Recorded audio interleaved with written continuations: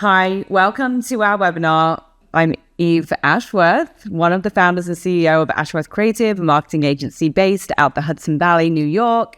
We've been in business for over 22 years and we are breaking into a new region here in Salt Lake City. So that's where I'm joining you from. We started the company with the simple goal to combine smart strategy with bold creative to help businesses grow. And that's still at the heart of everything we do. Hey, Kyle, go ahead, intro yourself. Hi, I'm Kyle. I've been working with Eve for 5-6 years now. At least 5, right? Somewhere. Time it feels like. And we ran a lot of paid traffic with her. Been doing this for a little over 12, right about 12 years now. Before that, I did a lot of other strange things like wine sommelier and high-end waiter and things like that. So it was a natural progression to just leap into it wasn't at all. But really, I love working. And we've managed well over $1 million worth of ads. And I'm always really impressed with your background when you talk about how many people within the world of digital marketing you've studied and systems that you've studied. So talk a little bit about that.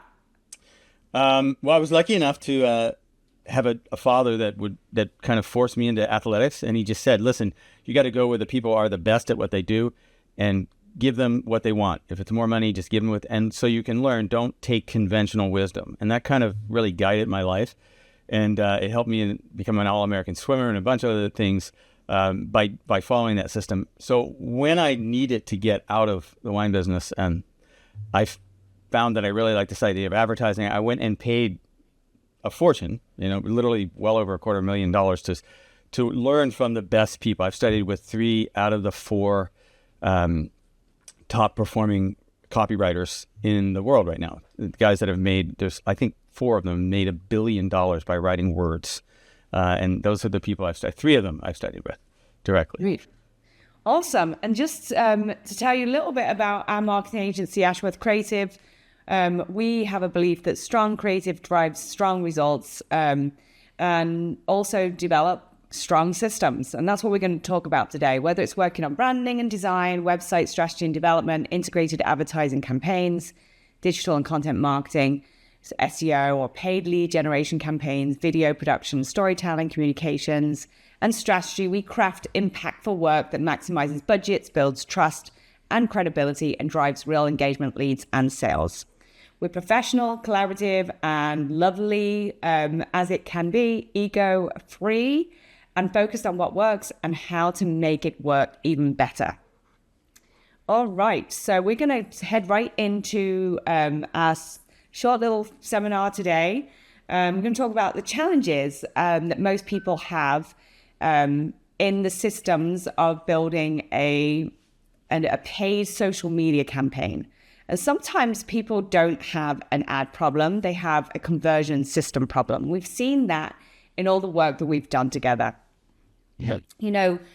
The first thing to do as you go into this webinar is to really expand your mind, open it up a little bit, and start to listen to what we're saying. And perhaps you're going to feel a little bit of a shift in how you think about social media ads, because ads are not the strategy.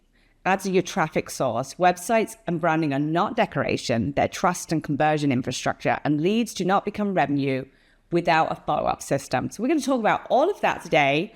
And so Kyle, why don't you jump into the 3 secrets of turning social media traffic into qualified leads? All right. So yeah, the 3 secrets to making paid traffic actually work without guessing, without burning through your budget, and without depending on luck, which is honestly a lot of people's strategy, unfortunately.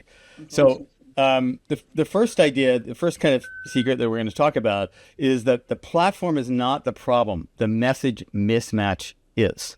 So what does that mean? So many people I meet go, well, my audience isn't on Facebook, or my audience isn't on Instagram, or I have to deal with, TikTok people, or whatever it is. And are there kind of proclivities, I don't know if that's the best word to use, but of people tending to be on certain platforms? Yes. But as an example, we run ads for a lot of colleges, and by far our best performing, no, it's not even close, is Facebook. And yet most people would say, what are you doing on Facebook? It's Instagram. It's a college. Nope. So it's really truly not even close. It's 6 or 7 times more effective than Instagram is. And Now, do you think you're connecting directly with the audience that you're trying to connect with, or are you, because with college advertising, it's a little bit different in terms of, you've got probably grandmothers and grandfathers and mom and dads involved in the decision too, because they're paying the bill.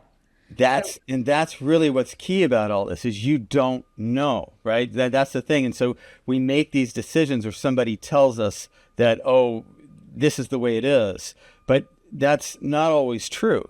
So that doesn't mean if I'm going to be advertising for like dentist that I'm going to go, that I'm just going to go anywhere I want. I am going to look to where do they tend to hang out, but I'm going to always be testing. And we do all the time when we work together, we test different platforms, different placements, and everything else to find out in other words, we're trying to say, let's not be biased about this. Let's not just have it put blinders on, because we may be missing something. Just like you said, you're dead right. You're right. Parents do go, hey, I just saw this ad. They're doing this to their kid. So what you're saying is, instead of looking at the platform and blaming it for not working, you have to actually piece together a system that actually becomes like a working machine for you, right? Yep. Okay. So why do most ads fail before they click? Is it that you just need better ads? Well, I think it's a few different things. I think most, and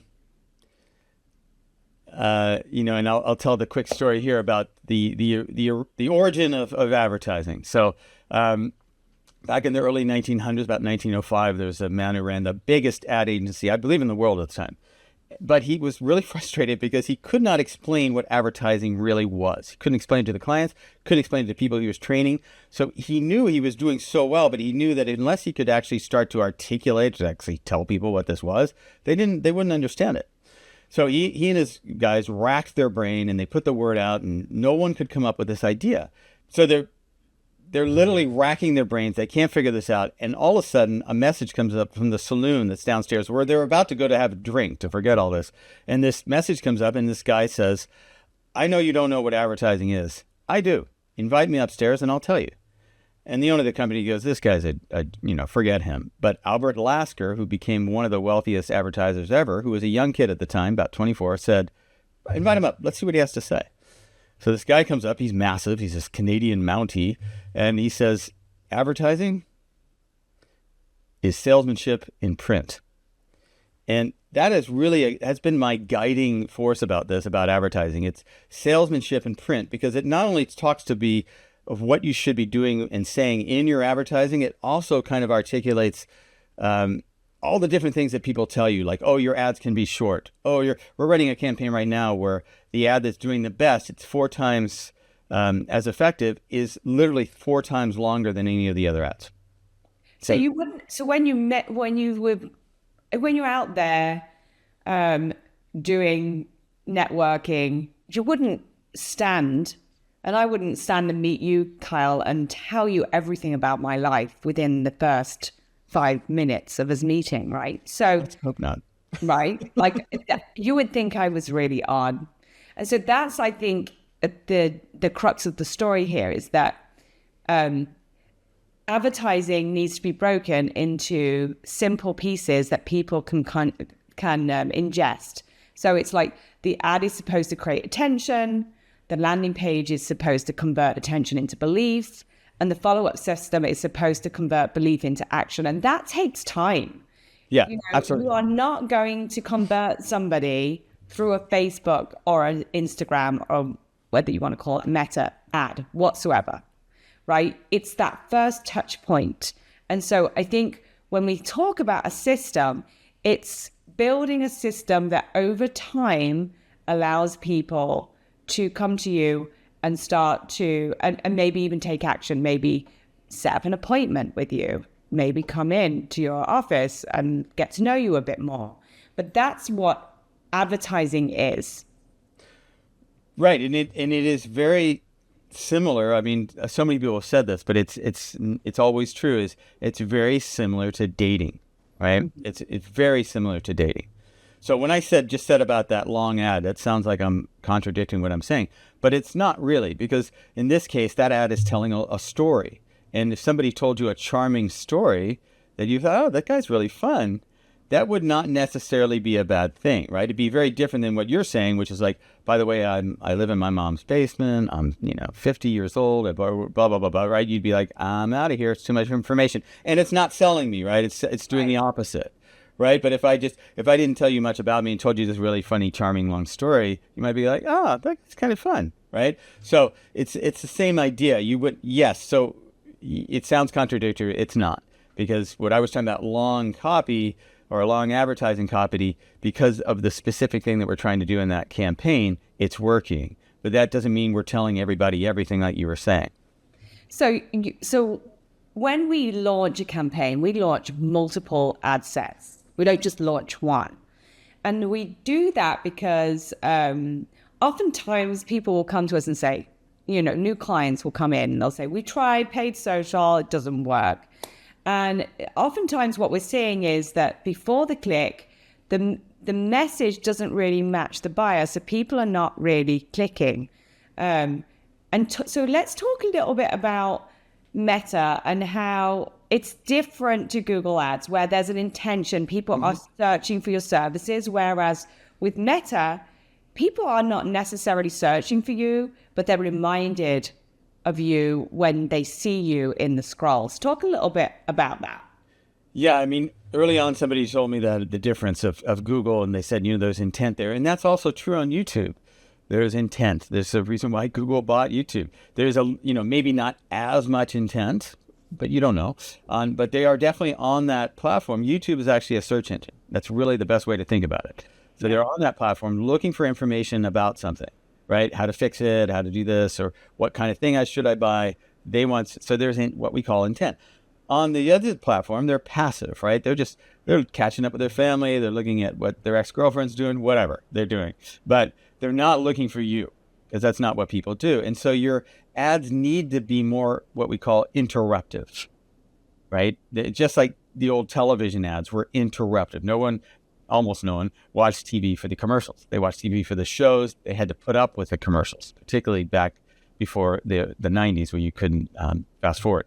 So you need to be this kind of an ad is actually interruptive, and you have to do it in a way that can't sound like everybody else. That makes sense? So that's part of the message mismatch is if you're imitating what everyone else is doing, they're going to just scroll right past you. So we find that oftentimes ads can be a little bit boring in the fact that they talk about what everybody talks about. Hey, we're full service, we're results driven, we're innovative, we're passionate, we're experienced. But none of that really is cutting through the fray. And so what cuts through, and what Carl has just talked about, is that oftentimes we go in with like a clear challenge and solution type of advertising. So, and like I said, that challenge could be very different for different sets of audience. So if you are advertising a college, you are going to build ads that are specific to families, mums and dads, grandma and granddads that are paying for the bill. And you're going to build ads that are specific to the actual student that you're trying to capture or trying to engage. So what cuts through is what we found is specificity. So, a clear problem or a challenge, a clear pain point, a clear outcome, a clear next step. So let's go into what strong messaging does. So I mean, if you think about it, if a weak ad is something like we are the leaders in digital strategy or something like that. Notice that's focused all about the company, which again, no one really cares. I hate to say it, but they don't. We're very selfish in our attention, and we have to be. I mean, it's actually programmed into your brain to not waste calories on things that look too complicated or just seem like what everyone else is saying. You're actually biased to be like, ignore all that. It's a waste of time. Otherwise, you couldn't do anything. If you think about it, if you paid attention to every message that came through, you'd be paralyzed. You'd just be glued to a screen and not be able to move. So you have to make these decisions, and they run on autopilot. So if you think about it, if you wake up 5 mornings in a row and your toe is killing you and it's swelling, and you see an information like toe swelling, right? You're going to be like, whoa, right? It's, that's because it's calling right out to your pain rather than, we are the best podiatrist. Now, I'm not saying that the best podiatrist might not work or whatever, but toe swelling is going to pull a lot more because it's so specific. See what I mean? So a weak message would be something like, we help businesses grow with strategic digital marketing, right? Sounds good. Sounds like, wow, that's good. But remember, it's all about the company. Here's the difference is a stronger ad would say something like getting clicks but not booked calls. Your landing page and follow-up system may be killing the sale. See the difference? Whoa, yeah. Really? Now you've called out to my pain. Your brain is wired to look at pain. This is why newspapers haven't changed. When you think about newspapers, they're not doing a lot of crazy images or over-designing. They're just, boom, headline. And the headline 99 times or 98 is pain, right? Yeah. Because that gets your brain going, whoa, what's going on? So it's something to really keep. And again, this is what good salespeople do. They don't come in and go, hey, you look like you have a great business here. Maybe you want to add my product to it. That's really not going to work. It's going to be like, looks like you're losing sales over there. I've got something that could help you gain them all back. Oh, really? See how the difference? Yeah. So first off, Kyle, you need to get your ski boot checked if you've got a bad toe, because often it's a jammed toe from ski boots coming off the ski season. A recent Utahian. Yeah. So, I know all about these things as if. But anyway, let's assume now that the ad did its job or it didn't do its job, right? You got the click through some ads, and then other ads just didn't do so well, and they just created interest. What are we doing with that data, and how do we navigate the campaign, or even make it so that everybody's best dollar is spent rather than a wasted spend? How do we narrow the campaign down based on data and move forward? I think this is one of the best things about the digital world is that it has allowed us. So imagine this 60 years ago, if you wanted to get a big message out, you'd have to probably buy a bulletin board or a newspaper. Now, in a billboard, that's really expensive, and it's really kind of permanent, right? I mean, you're not going to pull it down the next day and change the message, right? It's going to be too expensive. So you're going to have to take your best guess. And, that's probably going to be a safe guess because there's a lot of money involved in that, and it probably won't work. And you're not really measuring things anyway. So to even go back to before the data it's really important to measure things. And that's what digital media really gives you the ability to do. When we run a lot of campaigns, we'll test something for $10, $20 a day for usually about 3 days. And we know then, is it working or not? And if it's not working, we can go, well, what about that isn't working? Can we change it? As an example, one of our first things that I did was a campaign for this crazy Jeep cover that covered a light that was cut out like a Jeep. It was just kind of a strange product. But when I first ran the ad, I put "Make your Jeep new again." It did less than a 1% click-through rate, which is not good. But when I changed one word, I looked at that, I go, what's wrong? And I went, what if I said impossible or indestructible? So I wrote "Make your Jeep indestructible again." It was 8 times, literally 800% better click-through rate, 800% from one word. And that's using data to change and go, okay, this is resonating. And now I could add on more ads because I know, wow, they like words like invincible, indestructible, and it tells me a lot about the market. Now I can make more ads that are in that vein rather than newness and things like that. That's not as appealing to them, to that specific market. Now, other markets maybe wouldn't be true. So that data, which is gold, and you can get it for so cheap now with ads, literally spending $40 or $50, you can see oh, this doesn't work. Let's change it and test this. Yeah. And when someone is running an ad campaign, what is the industry standard for a click-through rate, and how important are clicks? So most people will tell you it's about around 1%. It varies for different things, luxury goods, for all these different, they have different, but it's around 1 to 1.2 is an average click-through rate. So that means out of 100 people, 1.2 of them will click on your ad, right? Now, why is that really all that important? Well, because as most business owners know, not everybody that's interested is going to buy, right? So when you think about this idea of a funnel, the funnel is very wide up here, right at the top. This is the people that are interested, and then these people at the bottom are all the way at the bottom are the people that actually buy. Well, if the top is narrow, then you no longer have a funnel. You have kind of a tube, which is not so good, right? That means that 4 people come in. If only 4 people click on your ad, the 4 people come in, maybe 1 will buy. It's 25%. That's not bad, right? Yeah. But now you have a tube, not a funnel. So the more people that click, maybe 100 people click, well, now same percentage, you'll have 25 people buy. See the difference? It's massive. So you do want to get a lot more people interested, and so that's why you want a higher click-through rate, so that you can get more people at the top. And this concept of top of funnel and then conversion or turning into revenue, that's not negative space, right? There are things that are happening in that funnel. And a lot of times people feel as though, I just run an ad campaign, throw them into a landing page. Sometimes the landing page doesn't even reconcile what they clicked on. It doesn't lead into answers for the potential client. Like, what is this relevant to me? Why should I trust you? It doesn't answer all those questions. And so how important is a good landing page or a good website that talks about what the person clicked on and gives them more information so they can be led through the funnel? Yeah, so that's really like the second secret, really, is like your website's not a brochure. It's actually a conversion machine, a mechanism, right? So particularly if you're going to use a landing page, which we always recommend. So why don't we just take people to a website? In general, we don't 99 times out of 100 because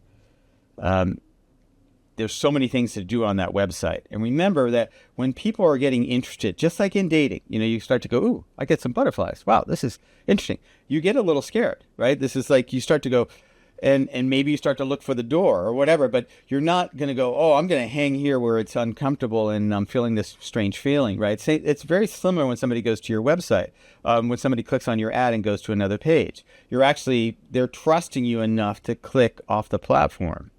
So when they get there, you want to make sure that they feel safe. And one of the best ways to do that is to have a really well-branded page with consistent, congruent messaging. Meaning that whatever you promise them in the ad, that needs to be front and center on that page, right? So if you say, oh, we can help you get 10 times more leads in your business, and they click and it's the leaders in video marketing is the next page, they're going to go, what's going on here? I thought this was about leads. Forget it, I'm gone, right? So that's why they leave. We call that in the business ad scent. Is the scent the same? It's almost like a bloodhound going looking for a scent. It goes over here. If the scent's not there, it goes back to where it came from, right? It's the same idea. You go to a page, it needs to be this very similar to the ad, which is why we take people to land page. And the other reason is I call it selling in an amusement park. If you go to a website, there's all these different things you can click on and get rid of all the pressure that's kind of building up. And so it is kind of like selling in an amusement park. I mean, there's a lot going on and you're trying to go, no, go over here, go over here. They're like, no, I think I'll go over here. I like that. The Ferris wheel looks fun, right? So that's why you want to make it, you want to give more limited options on a landing page so that people can go, yep, this is it. This is the 10 times more lead thing. So I can see it. It's like going to Disneyland on your own, doing no research, right? And then you go with somebody who's been maybe 7 or 8, 9 times, and they show you around the park. Exactly. That is the difference in this experience, right? So unless you have a page that creates belief, or you are leading people along as this amazing guide around Disneyland, that experience is totally different. And then all of a sudden it becomes a much better experience. It's a much more tailored experience. So what if strong pages still don't guarantee revenue? Like why is it that people click through, they opt in, but then they just don't land? They don't ever show up for the appointment or... Well, I think, yeah, and before we say it, I want to give a couple ideas of what should be on those pages. Because what you just said is probably the thing that's missing most is that P word, proof. Proof is really strong. Proof is, that's putting your money where your mouth is. And you have to realize that when you say things like, we're the best, or we give the best service, says who, right? Right? I'd expect that. Have you ever met a business owner going, we give awful service? I mean, we're proud of the terrible service. It's not going to happen. Everybody gives the best service. That's right. It's what it is, right?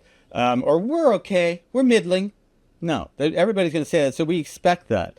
You need to have, that's why people have reviews and testimonials. All those things are different forms of proof. And there's about 22 different levels of proof, which we won't get into. But I'll just say that on most pages, they're too vague. They're plain, they're over designed, meaning they're pretty, but they're not persuasive. They're missing proof, and they're missing a clear next step. That's another thing is they don't say, click here now to do this. So the person's left with, looks good to me, but I don't know what to do. You would be surprised how many pages are like that, right? And they're built for kind of like browsing rather than conversion. So really, you need to answer these. If you're going to write down the cliff notes, you need to send pages that are to answer these 4 questions. What is it? What's in it for me? Can I trust you? And what do I do next? And so the way you can do trust is if you've been featured in magazines or you've been featured in anything, or you can do trust with symbols of places you've been featured. You can do trust with testimonials, and proof as well. So those are all things that should be on a landing page to make people go, okay, this looks legit, right? This looks real. So that would be what I would say is, you need to really build trust quickly, reduce the friction, and give one obvious step. That's the key. That's why you don't take them to a website 99 times out of 100. It should be one step to do. Just like in the dating situation, you wouldn't go, hey, this was really fun. Listen, do you want to next time? Do you want to do a phone call thing? Do you want to go to a movie? Do you want to go to an amusement park? My uncle has a place in the Catskills, right? It's like, whoa, wait a minute. You would just go, want to meet for coffee? Yeah. Right? That's it. You wouldn't say all this other stuff, right? So it's the same idea. But then what you're talking about is kind of our secret number 3, which is like the money's not in the click. It's in the follow-up machine, right? It's the system.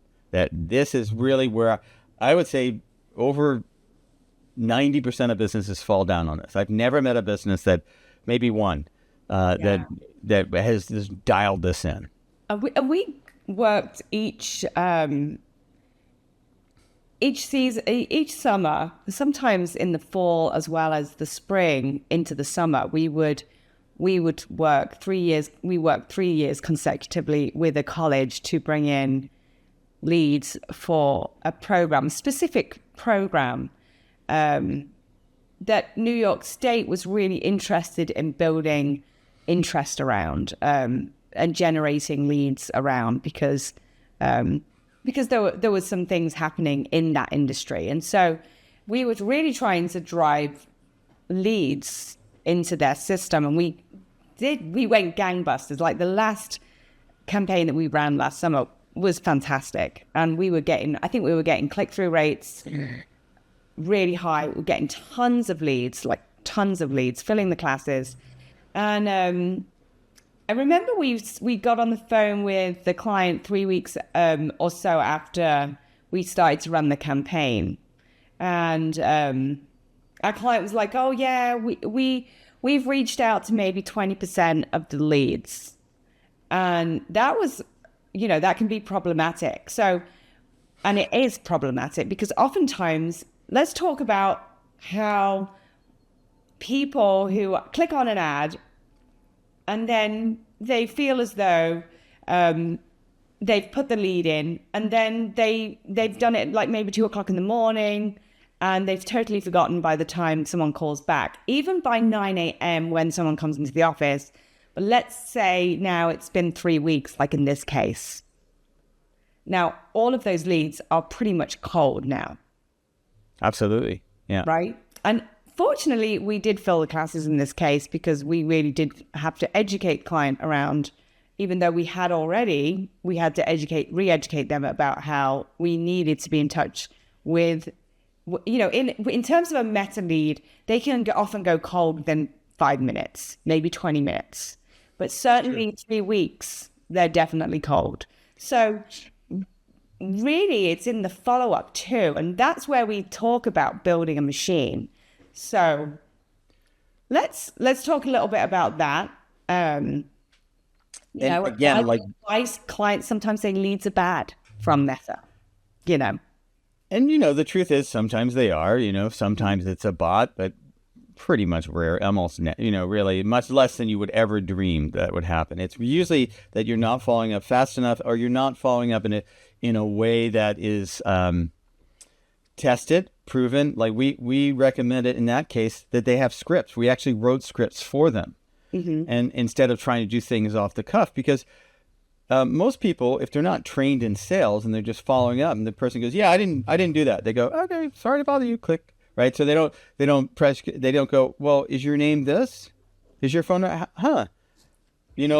Right. So like a good salesman would do, just to start with that kind of thing. Right. So, but speed to lead these days is crazy. And you have to remember, this is kind of like the downside of using Meta, right? So there's all these great things. It's cheap. It's got everybody in the world on the platforms between Instagram, Meta, Threads, all the rest of the stuff on Facebook. But it doesn't have intent, right? So these guys are going to be, much more forgetful, let's call it, that they filled out a form than other people because they didn't have intent. It's something that did it. And, this buyer's remorse is a real thing, right? Sign up remorse. It's a real thing. It doesn't even need to be buyer's remorse. I know that I've told you this story before, but there was one time when I called the roller skating rink to book a party for my 7-year-old daughter at the time. And, I've got 4 kids, 3 of which are boys, and I've got tons to do. I'm making dinner. I'm probably running to pick up one from swim meet whilst the dinner is on, trying to get back in time before it burns down the house. And, I think, when the guy called me back on the road 20 minutes later, I was just like, I never even called. I don't remember calling the roller skating rink, right? And I honestly had forgotten within 20 minutes that I'd even made that call because there was so much going on in my life. Yes. And I think that it's happened to me. And it's never happened since, but I honestly took a quick look at myself and thought, oh my gosh, my memory is completely fading. I have no idea what's going on. Do I have Alzheimer's? But it literally happens. And because we lead these normal lives that we all lead, and we forget. Yep. And so that is a real thing, Absolutely. And so you need to be aware of that and understand, that's why I got to hit this fast. And that's why, if you're having a real bad trouble, you can also, on some of those, what they call lead forms in Meta, ask another question that's qualifying. Just maybe ask one extra question besides their name, phone number, and email address. That can also help too. Go, oh, okay, well, the person that signed up actually said this. Is that right about you? Right? So you want to definitely have a system everywhere, like a system to follow up within a certain amount of time, a system as a script when you're talking to the person, right? So that you don't kind of wing it. Most of us love to wing it, and it's almost never a good idea. Again, you can wing it when you get really good at this and you've done thousands of calls. Then you can wing it. Winging it in the beginning is almost always a disaster. So, just remember, leads don't become revenue by accident. Almost never, right? They convert through consistent follow-up, just like dating. If you met somebody and you were like, oh, this is a great time, you want to have coffee? Yeah, I'll give you a call. And then you didn't call for 5 months, and then you called up. They'd be like, I didn't know who you are, right? They wouldn't, It's not going to work anymore. Even if you called a week later, they'd probably be really angry with you because they gave you their number and you didn't bother to call. Now they're going to be like, no, actually, I'm busy, right? Right. right? Because they had an expectation, you didn't honor it, and now they're like, I'm out, right? Yeah. So again, like I know people, if you've ever got shopping for like insurance, you get calls like it's like blazing, like you put the phone down, the phone rings, right? No. There's and everybody goes, I hate that. I don't want to be that person. Well, if you're not that person, you're probably going to lose because there's 10 other people behind you. They're going to make that call, Yeah. right? And so with meta ads, that's not the same thing because you're not putting a call out to a base of all these people.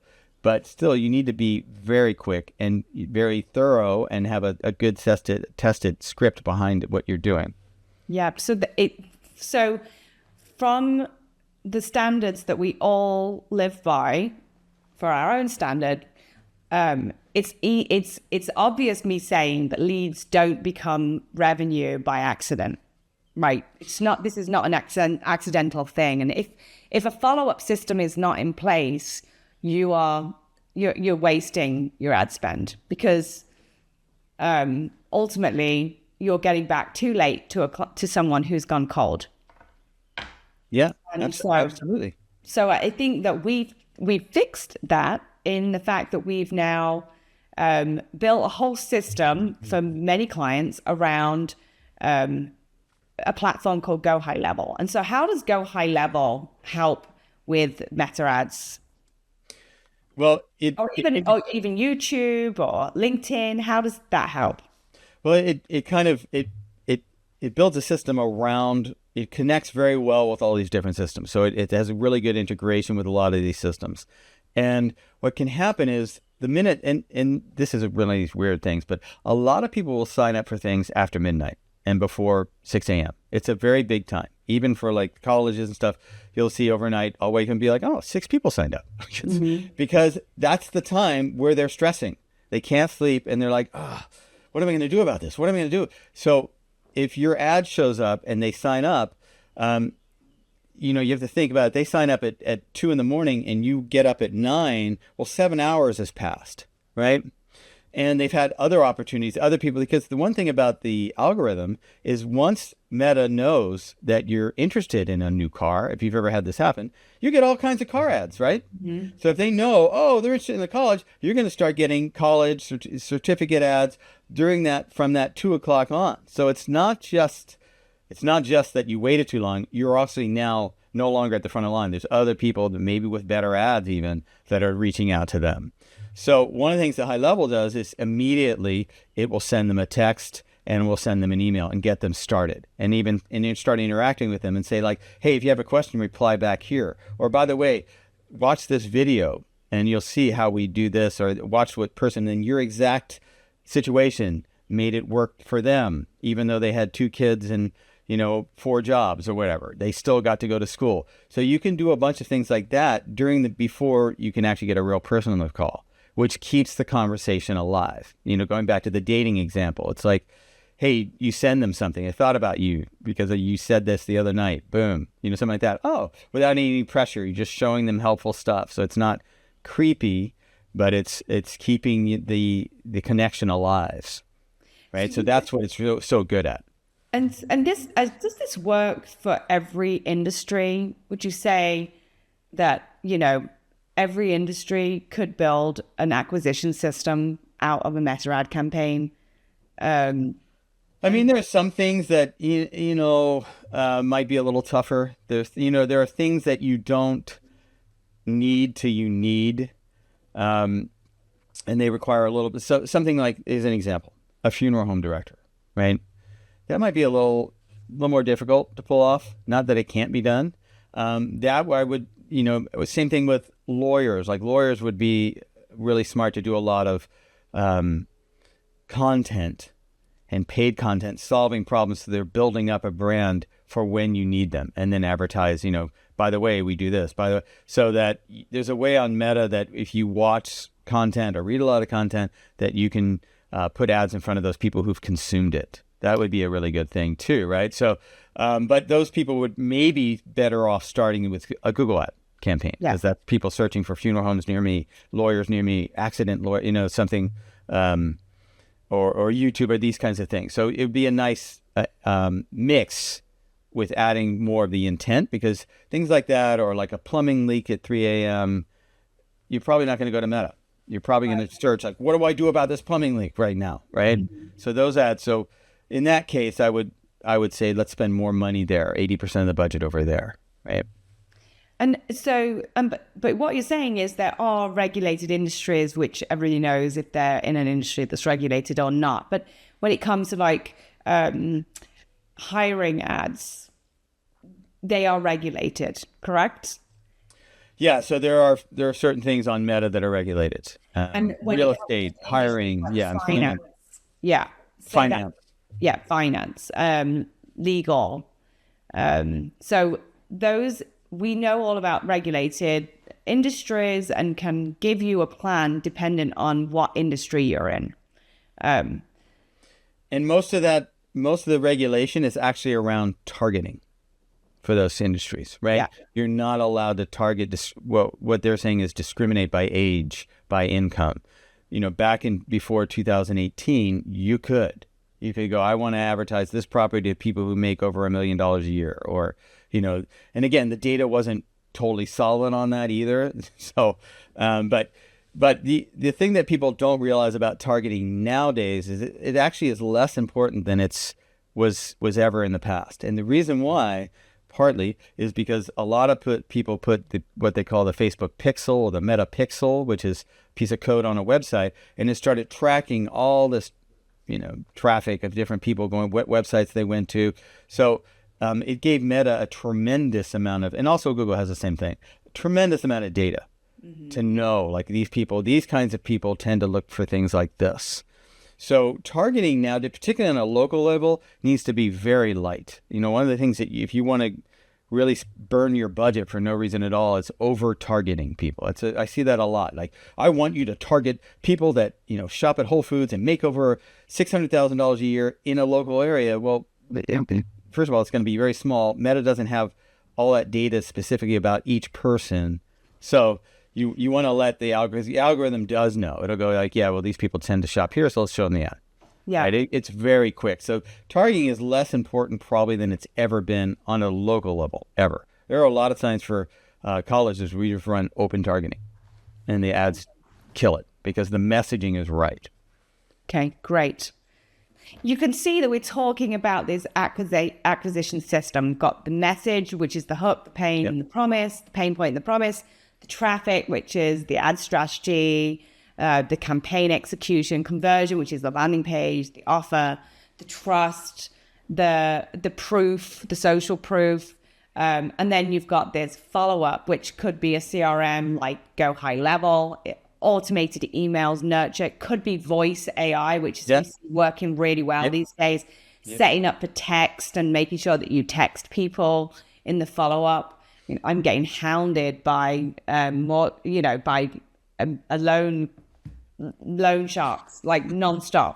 So and to go to that though, I think that's like, because some people could get scared and go, I hate those things. I know I'm going to be like, some of the loan things that I'm getting lately are just nonsense. They're not well designed, and they're just kind of somebody deciding like, I'm going to give somebody a name like Mike Schmidt that sounds familiar. I'm just going to use it because I've gotten 17 different numbers from Mike Smith, right? And he seems to be at different companies even. So you do want to watch over automating, and that's always the danger with the system. You need to, again, it goes back to data, it goes back to testing. Like, let's see, are we annoying people, or are people giving us DNDs like do not disturb anymore constantly after we send this one thing? Let's see what we can do, because something's not right with that. We don't want to be, again, that now you're if going back to the dating, you're the guy that's calling 6 times a day, and we just went on one date. Okay, I'm done with you. Right? Yeah. We want to keep them cheery and happy. We are not going to make them into disgruntled customers whatsoever. If not, well, no customer whatsoever is going to come through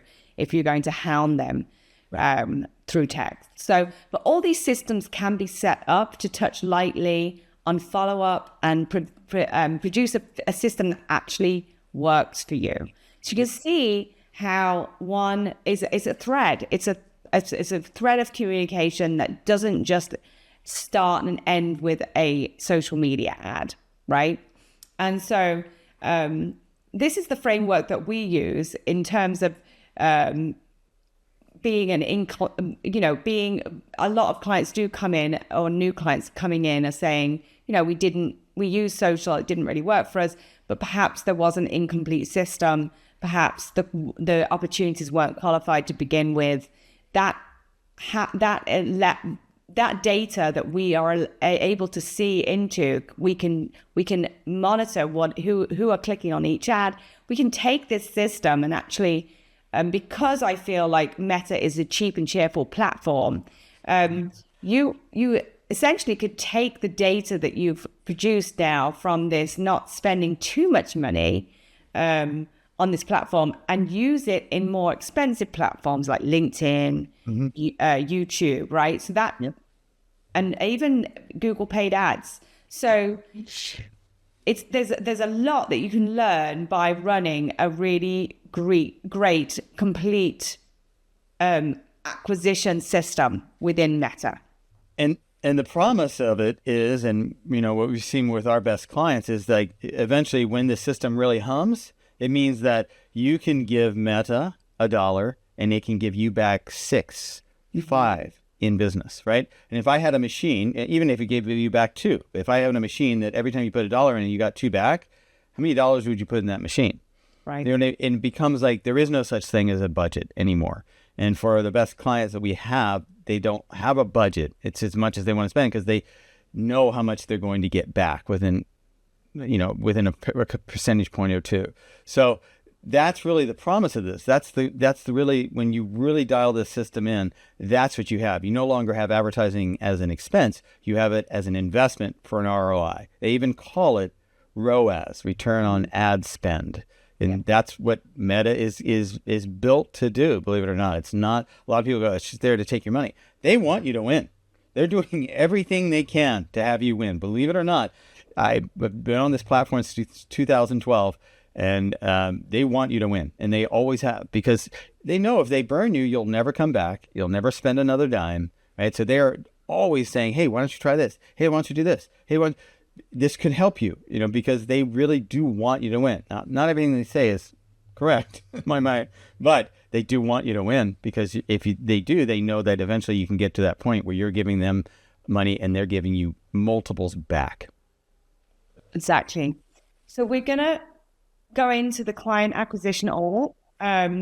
This is something that we do as an organization to help us understand exactly what your business is trying to do and who you're trying to connect with. So we do offer a client acquisition audit. So click on this link, or click the link below. Inside that audit, we can look at the parts of your system that most often determine whether paid traffic would work for you and your specific industry and your specific company. So we dive into a little bit about your messaging and offer positioning, ad strategy and traffic approach, landing page, your website conversion flow, and branding and trust elements. And then we'll take a look and see if you even have a CRM connected, and identify what the biggest gaps are here. And, thinking about just that, what we talked about before, that like one word from new to indestructible, 800% change, right? So it's the same thing. If you can find one part of your system, that one tiny moment in your system that's not working could be the thing that's costing you everything, that's making you feel like ads don't work, right? Because this one tiny thing is broken, or this thing is broken. So this is probably one of the best things you can do. I know it doesn't sound like, wow, it's so sexy, but to find out, it's no different than a plumber coming to your house and saying, hey, listen, the reason why your water bill is so high is you get a massive leak in the backyard, right, that you don't know about. Wouldn't you say like, wow, that's great, let's back up that, and now our bill will drop? It's the same. So in summary, like, social media ads can absolutely work, but only when the message is right, the landing page builds trust, and the follow-up turns into action. And we've got all of those pieces plugged into place, and are happy to talk to you about how we can build an engine for you, build a machine for you that works time and time and time again. So before we finish, we do have an invite for you to take the next step. And if you're interested in a free audit, this is our way of saying thank you for joining us today and something tangible for you to take away. But please just take a picture with this QR code, and it will lead you to a form that you can fill out. Go ahead, fill out the client acquisition audit. We can take a look then and see where your gaps are, and be in touch with you to be able to start this process. And so before we wrap up, we'll talk through some of the questions that have been shared in the chat, as well as some other common questions we've regularly been asked. I see a question from Richard, and I'd love for if we could unmute Richard to have him explain a little bit more what he's trying to say. Um, it sounds like he's talking about a referral partner, like a plumber or insurance agent. So if Richard could say a little bit more about this, explain a little bit more, I can think we could help him on that strategy. But you've probably heard right before, if Richard's still coming on, you've probably heard many times the fortune is in the follow-up. And it's absolutely true. The follow-up is the key. And just imagine this, if you were that person that came on and said, yeah, I'm interested in this at 2 o'clock in the morning, which is actually a pretty good hour for this stuff. And the agent came on and started talking to you and saying, hey, listen, why don't I go ahead and book an appointment for you tomorrow? And agents can actually book appointments on your calendar. And in the meantime, listen, we've got a great little 2-minute video. Do you want to watch that? I'll send it to you. Right? Imagine that. So that now by the time the next morning you wake up, this patient's already had this prospect's already had 3 or 4 interactions with you and has been educated while you're asleep. The agent's doing all of that, right? It's mind-numbingly how powerful this is becoming. And so I've got a water damage restoration business, and not really a B2C business. It's more B2B. Yep. So how would a campaign structure look for something like that, to where my customer is more of like the plumber that shows up first to stop the water leak, or the insurance agent that has been called by their client, where that's where the majority of work comes from for a restoration business. Yep. Absolutely. So this is kind of going back to the platform kind of idea. A lot of the thing you have to remember is plumbers are on these platforms too. Yep. Right. In fact, there's a guy that I met, I can't remember his name. It's not Russell the plumber. It's something like that. But he's got one of the biggest YouTube channels around, and he's got tons of people that watch his stuff, consumers. He's also got a lot of plumbers that watch his stuff. So remember, you could just what I would say is you'd want a strategy for finding plumbers, right? Or finding your audience, which you can do in the messaging. So you wouldn't be talking this time about what's going to happen if your house leaks at midnight or whatever. If that was what you're trying to do to get a consumer, you'd be doing the opposite. How do you help? Do you have a trusted source? Whatever that is, whatever your offer is, that's what you would be leading with to the plumber, right? To get them back into your world, right? So you would be leading with in my case, what I would recommend to start with is how would you solve a problem for a plumber through your business? What is it about your business that solves the problem? How do you solve their problem? Right? Yeah. So throw out a couple ideas. So quick response times and then top service, just out service everyone else, essentially, is the idea behind it. And then a direct benefit for plumbers is if their guy messes up or they mess up and it creates a mess on their end that they've caused, within reason, we come clean it up for free as a service to the plumber. Yeah, so that is key across every industry, is that if you as an individual or service-based business can make your referral look good, then you're golden. Yeah. So I think building a campaign around how you can make the insurance agent, the plumber look good, because that's really is a reflection on them. That reflection on them is that he advised us to go with the guy that actually was terrible, just didn't. And so it's a reflection on them. So that, I think, is a really key point to point out, is building an educational type of campaign that works around how you make others, your referral partners, look absolutely brand spanking amazing, right? So it's all good to say quick response times and everything else. Everybody can say that, but if Yeah. you can provide proof around how you made others or referral sources look good, that's a good way to go. And you just think through, what we do all the time with a campaign to start with is we just start going, what if we could deliver exactly what they want? Like what would be the dream outcome for the plumber in our case?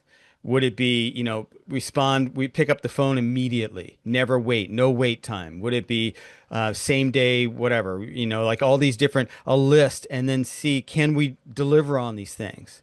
Because a lot of times what happens is we get blindsided to our own business. We just assume that when we go, yeah, we give great service.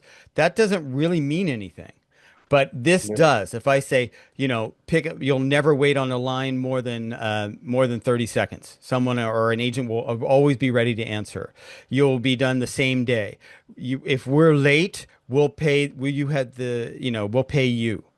You have guarantees like that. All these things that make them go, well, I'd be dumb, and then to not use this guy. That's where you want to be. That level of like, all right, there's no risk for me.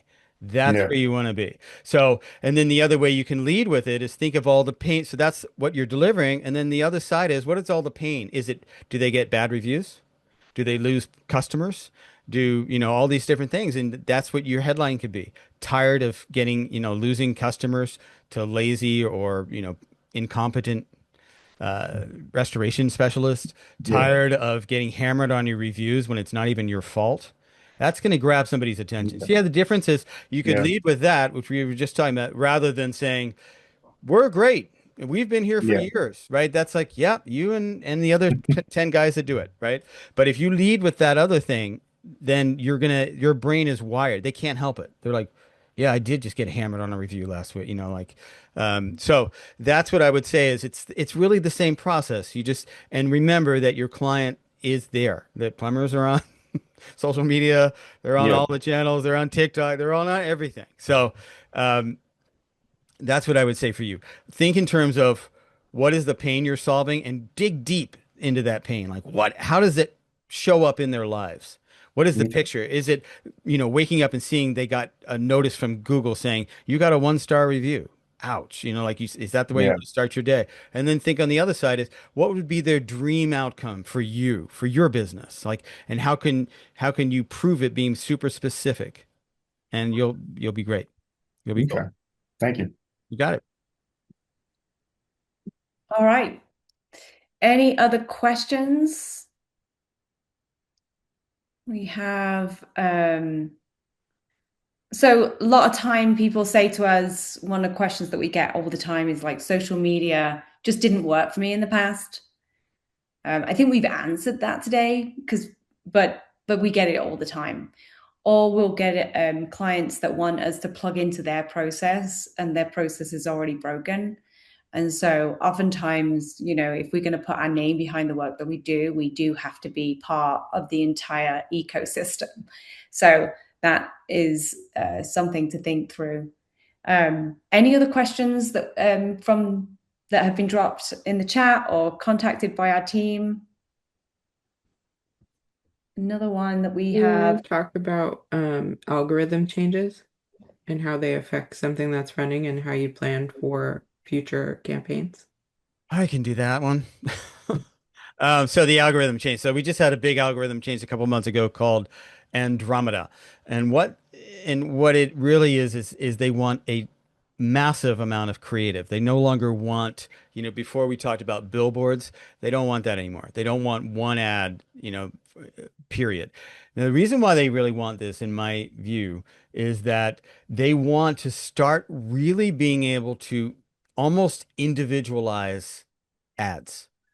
They want because they know so much about people. And remember, because the terms of service with a lot of these platforms are that if you're on mobile phone, they're allowed to watch you. So I know that sounds scary, but it's kind of in the terms of service on most of them. So they know a lot about you, and people go, I don't tell them anything. Every time you send a picture, every time you say, hey, I'm enjoying this dinner, this certain kind of dinner. Every time you click on an ad, every time you click on a post, you've probably noticed that you get a lot more of those kinds of posts. So they want to actually move towards being almost an ad that's created for almost every user. And so they want a tremendous amount of creative for that. So you want to, that's really the big change. That's why they're asking for so much. In fact, I do believe that eventually it'll be almost a default. Every ad you put up, which right now, every ad you put up, they say, hey, listen, we can make 40 new ads, just 40 other ads that look like it. We're going to use our AI to do it. And they show you what those ads will look like. And right now you're able to turn that off. I'm not convinced that in a year or two you will be able to turn that off. And the reason why is that they really want to be able to control because they know the client so well. They know your potential um, clients so well that they're going to be able to really dial in the message specifically for them. However, it's got to start with a good message. If you're going to start with a general, we're better than everyone else, or we've been in business for 50 years, or whatever it is, that's going to be hard to do anything with, So you still have to start with a really solid message. So, yeah, first off, I want to thank Kyle for today's call and for today's webinar.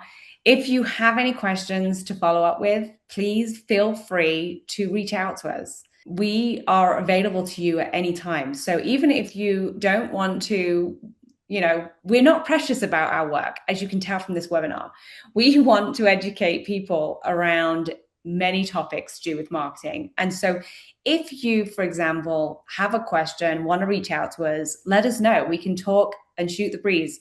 Whatever you need us to do, we're here. We're grateful for the team for being here, and thank you for joining us today. We really appreciate it, and we hope to see you all again really soon. Thanks, Kyle. Thank you. Bye, everybody. Goodbye.